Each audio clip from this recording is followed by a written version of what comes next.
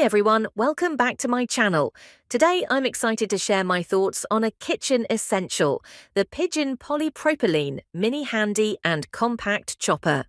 If you're looking for a tool that makes chopping fruits and veggies a breeze, stay tuned. Product info. Let's start with the basics. This chopper is from Pigeon and comes in a vibrant green color. It measures 130 centimeters in length, 98 centimeters in width, and 129 centimeters in height, making it compact and easy to store. It's made from unbreakable ABS plastic and features 3 sharp stainless steel blades, which are perfect for effortless chopping. With a 400 milliliter capacity, it's just right for small to medium quantities. Product review. I have to say I'm really impressed with this little gadget. It has quickly become a staple in my kitchen. The unique string function allows you to chop veggies and fruits with ease.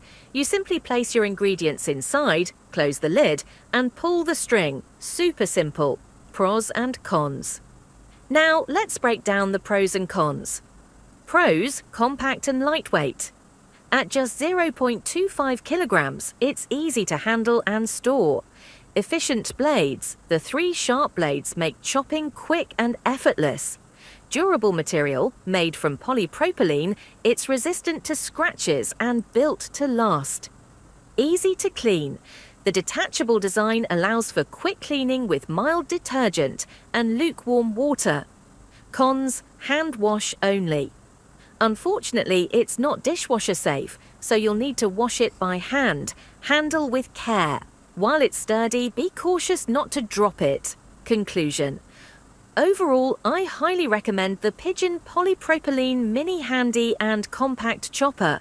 It's reliable, user-friendly, and a great space saver for any kitchen. Plus, it adds a fun pop of color to your countertop.